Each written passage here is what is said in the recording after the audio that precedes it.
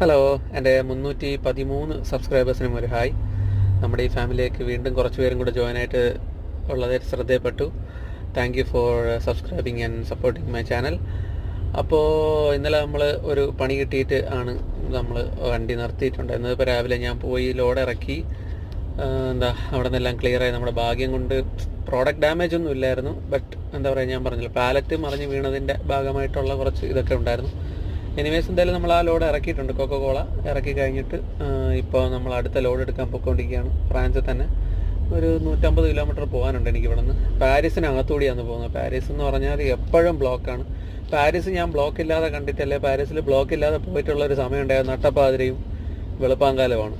പകൽ ഒരു നേരം പോലും പാരീസിനകത്തുകൂടി ബ്ലോക്കിൽ പെടാതെ കിടന്നിട്ട് പോവാതെ ഇരുന്നിട്ടില്ല. അതും മണിക്കൂർ കണക്കിന് ബ്ലോക്കിൽ കിടന്നിട്ടൊക്കെയാണ് പോവുക.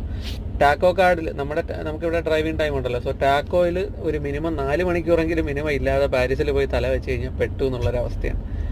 ഓക്കെ, ഒരു സെക്കൻഡ്, ഞാൻ ഒരു കാര്യം കൂടെ കാണിച്ചു തരാം. നമ്മളെ വണ്ടിക്കകത്ത് ലോഡ് കിടന്നൊരു അവസ്ഥ നോക്കട്ടെ.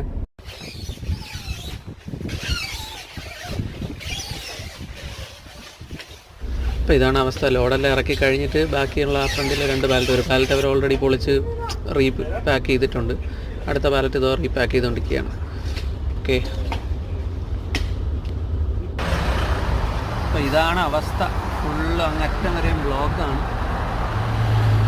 ഇപ്പോൾ നോക്കിക്കഴിഞ്ഞാൽ, നമ്മുടെ മാപ്പിൽ നോക്കിക്കഴിഞ്ഞാൽ കറക്റ്റ് നമ്മൾ പാരീസിൻ്റെ നടുക്കൂടിയാണ് പോകുന്നത്. കണ്ടോ,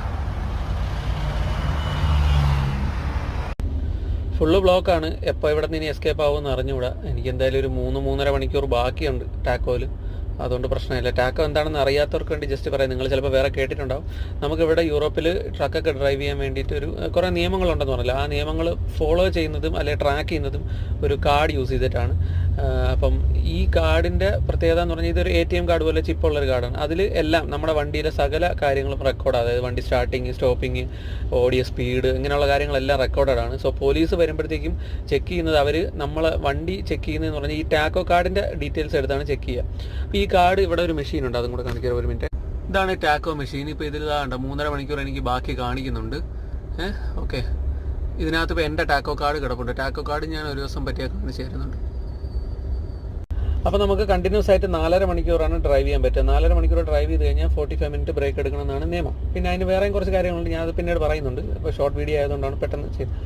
സോ അപ്പോൾ ഇതിൽ ഈ പറഞ്ഞ ടാക്കോയിൽ നമുക്കൊരു 4 മണിക്കൂറെങ്കിലും അല്ലെങ്കിൽ ഒരു 3-3.5 മിനിമം 4 മണിക്കൂർ വെച്ച് നമ്മൾ ഈ പാരീസിനകത്ത് വന്ന് കയറിയാലേ നമുക്ക് വയലേഷൻ ഇല്ലാതെ എസ്കേപ്പ് ആകാൻ പറ്റും. ഓക്കെ, എന്തായാലും ബാക്കി ഡീറ്റെയിൽസ് പിന്നെ പറയാം. Okay, thank you, by.